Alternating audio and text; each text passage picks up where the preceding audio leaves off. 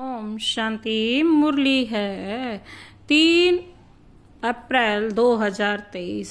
बाप दादा के मधुर महावाक्य। मीठे बच्चे, बाप आए हैं तुम्हें ज्ञान का तीसरा नेत्र देने, जिससे तुम सृष्टि के आदि मध्य अंत को जान बुद्धिवान बने हो। बाप आए हैं तुम्हें ज्ञान का तीसरा नेत्र देने, जिससे तुम सृष्टि के आदि मध्य अंत को जान बुद्धिवान बने हो। आज का प्रश्न है, आत्मा और शरीर दोनों को पवित्र बनाने तथा राजाई पद का अधिकार लेने की सहज विधि क्या है? आत्मा और शरीर दोनों को पवित्र बनाने तथा राजाई पद का अधिकार लेने की सहज विधि क्या है?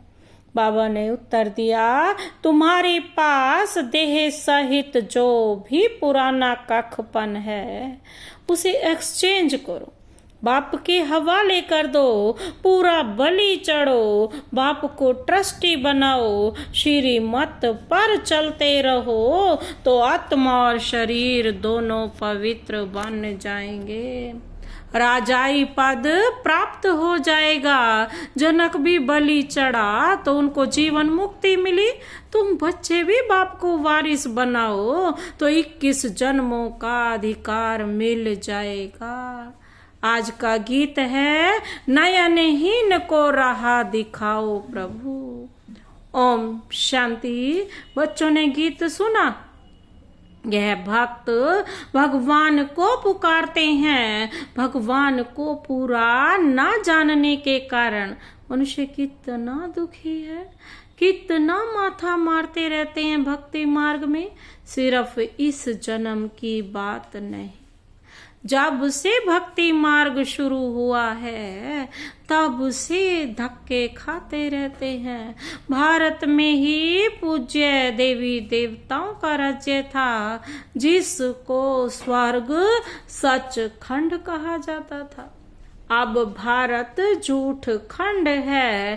भारत की महिमा बड़ी जबरदस्त है, क्योंकि भारत परम पिता परमात्मा का बर्थ प्लेस है। उसका नाम शिव ही है। शिव जयंती मनाते हैं, रुद्र व सोमनाथ जयंती नहीं मनाते हैं।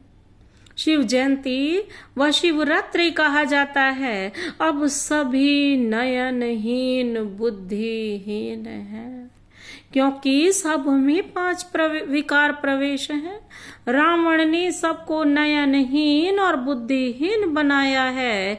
एक दो को दुख देते रहते हैं। भारत जब स्वर्ग था तो दुख का नाम नहीं था। स्वर्ग की स्थापना करने वाला है ही हेवनली गॉड फादर।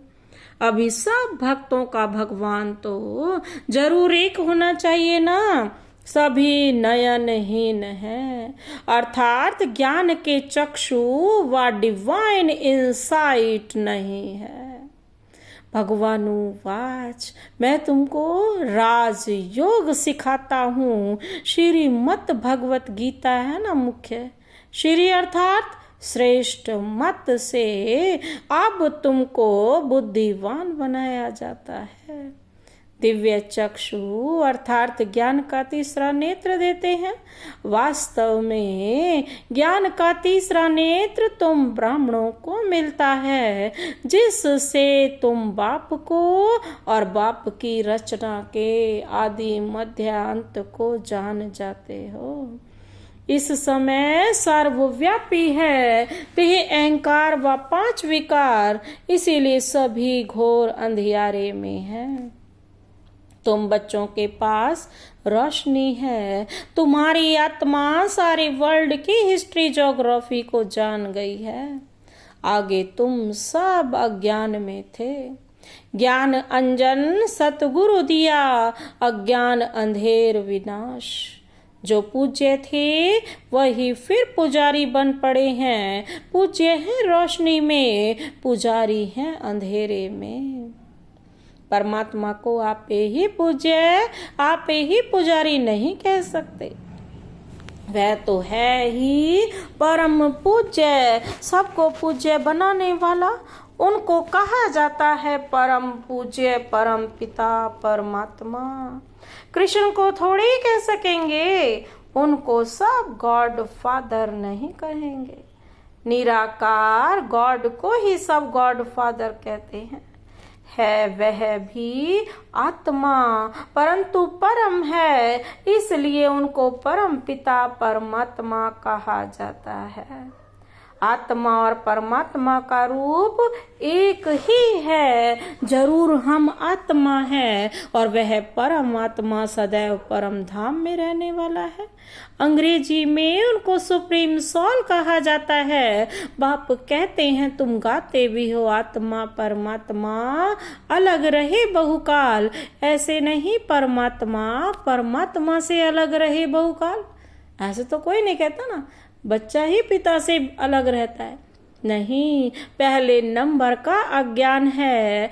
आत्मा सो परमात्मा, आत्मा सो परमात्मा कहना, परमात्मा सो आत्मा कहना।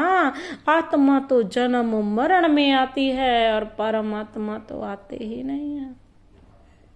बाप पैट समझाते हैं तुम भारतवासी स्वर्गवासी पूज्य थे।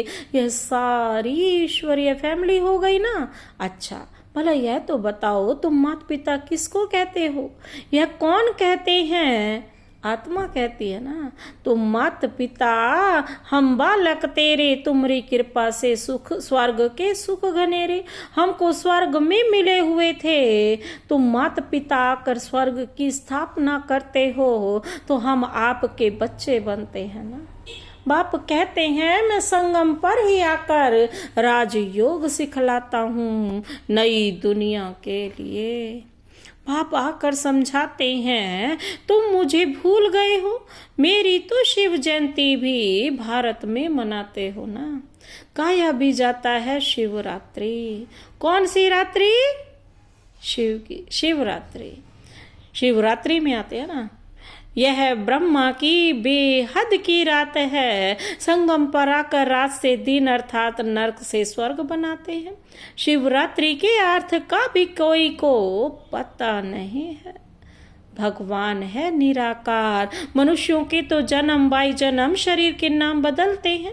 परमात्मा कहते हैं मेरा शारीरिक नाम ही नहीं है, मेरा शरीर मेरा नाम शिव ही है।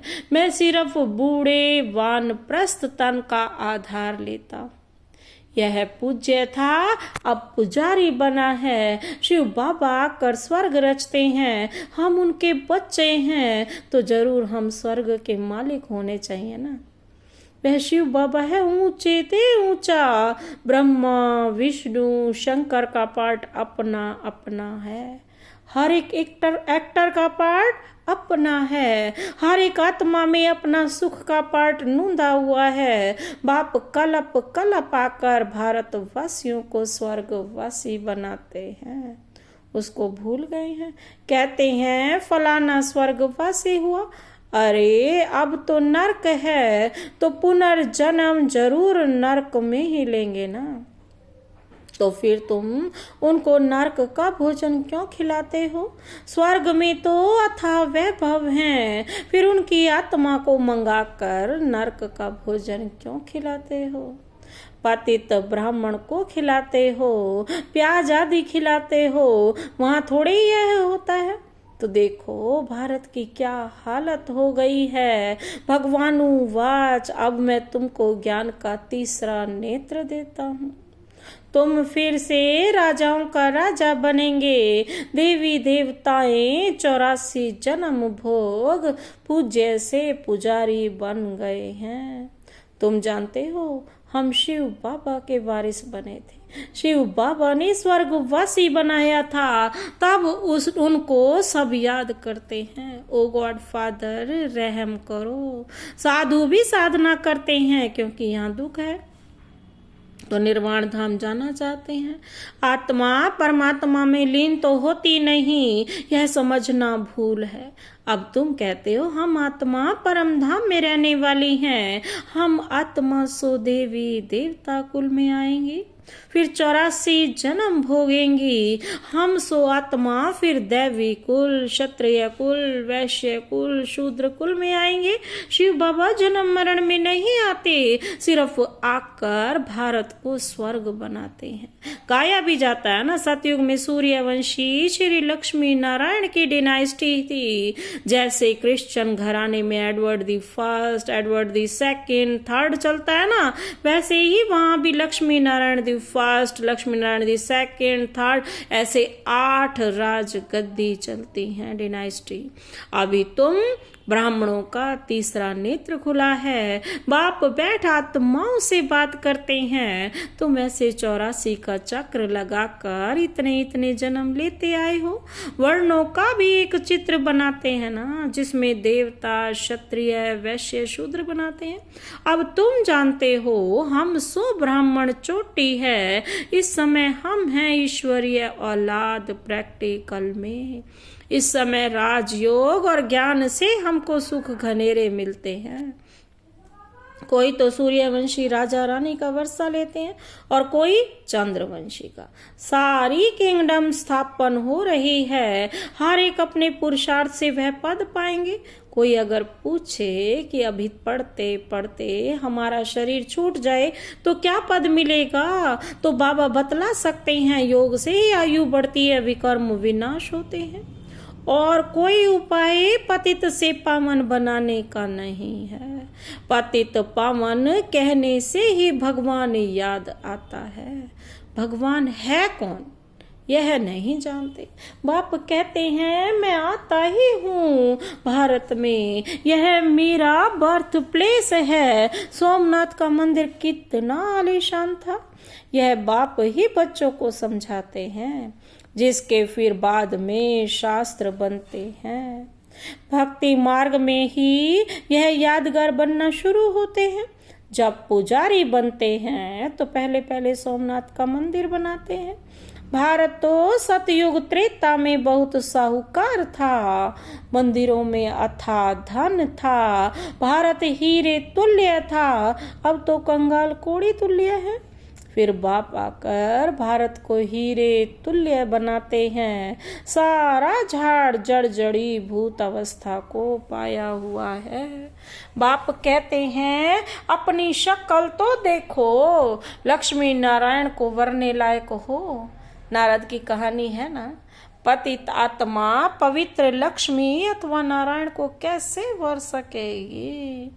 विकार में गए तो फिर पासपोर्ट कैंसिल हो जाते हैं।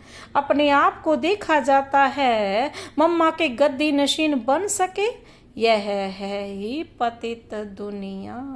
पवित्रता है मुख्य, अब तो no health, no wealth, no happiness. अब रुनिया के पानी मिसल राज्य है मृग तृष्णा के। इस पर भी दुर्योधन की कहानी शास्त्रों में है। दुर्योधन विकारी को कहा जाता है, द्रौपदी कहती है हमारी लाज रखो। यह द्रौपदियां है ना, बाप कितना अच्छी रीति समझाते हैं, कितना बुद्धि योग पूरा लगा हुआ होगा, जितना तो धारणा भी होगी। नॉलेज ब्रह्मचर्य में ही पड़ी जाती है। पाप कहते हैं गृहस्थ व्यवहार में रहते कमल फूल समान रहना है, दोनों तरफ निभाना है, मरना भी जरूर है। बाबा कहते हैं मरने समय मनुष्यों को मंत्र देते हैं ना, बाप कहते हैं तुम सब मरने वाले हो, मैं कालों का काल सबको वापिस ले जाने वाला हूँ। तो खुशी होनी चाहिए ना। फिर जो अच्छी रीति पढ़ेंगे वे स्वर्ग के मालिक बनेंगे, नहीं पढ़ेंगे तो प्रजा पद पाएंगे। यहाँ तुम आए हो राज्य पद पाने, यह पढ़ाई है, इसमें अंधश्रद्धा की बात नहीं है। पढ़ाई है राजाई के लिए, जैसे उस पढ़ाई की एम ऑब्जेक्ट है बैरिस्टर बनेगा तो योग जरूर पढ़ाने वाले टीचर से रखना पड़े। यहाँ तुमको भगवान पढ़ाते हैं तो उनसे योग लगाना है। बाप कहते हैं मैं परम धाम बहुत दूर दूर से आता हूँ। परम धाम कितना ऊंचा है, सूक्ष्म वतन से भी ऊंचा है। वहां से आने में मुझे 1 सेकंड सेकंड लगता है। उनसे तीखा और कुछ हो नहीं सकता, सेकंड में जीवन मुक्ति देता हूँ। जनक का मिसाल है ना। अभी तो नरक पुरानी दुनिया है, नई दुनिया स्वर्ग को कहा जाता है। बाप नरक का विनाश कराए स्वर्ग की स्थापना कराते हैं। बाकी उनको सर्वव्यापी कहने से क्या मिलेगा? कुछ भी नहीं। बाप तो आकर स्वर्ग का मालिक बनाते हैं, बाकी सभी आत्माएं शांति धाम में चली जाएंगी। आत्मा अमर है, उसको पार्ट भी अमर मिला हुआ है। फिर आत्मा छोटी बड़ी कैसे हो सकती है? आत्मा है ही स्टार, बड़ी छोटी हो ना सके। अब तुम हो God fatherly student. God father knowledgeful blissful है, वह तुमको पढ़ा रहे हैं। तुम जानते हो इस पढ़ाई से हम सो देवी देवता बनेंगे। तुम भारत की सेवा कर रहे हो। पहले पहले तो बाप का बनना है, और जगह तो गुरु के पास जाते हैं, उनके बनते हैं अथवा उसे अपना गुरु बनाते हैं। वहां तो है बाप, तो पहले बाप का बच्चा बनना पड़े। बाप बच्चों को अपनी जायदाद देते हैं। बाप कहते हैं बच्चे तुम एक्सचेंज करो, तुम्हारा कखपन हमारा, हमारा सब कुछ तुम्हारा।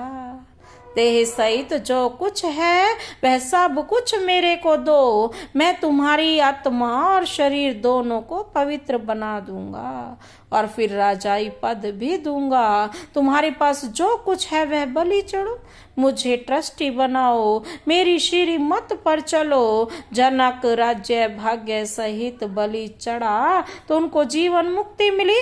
बाबा यह सभी कुछ आपका है। बाप कहते हैं मुझे वारिस बनाओ, मैं 21 जन्म तुमको वारिस बनाता हूँ। सिर्फ मेरी मत पर चलो, भल धंधा करो, विलायत जाओ, कुछ भी करो, सिर्फ मेरी मत पर चलो। खबरदार रहना है, माया घड़ी घड़ी पछाड़ेगी, विकर्म कोई नहीं करना है। कदम कदम श्रीमत पर चलना है तो तुम श्रेष्ठ बनेंगे। बाप तो दाता है, सिर्फ तुमको ट्रस्टी बनाते हैं।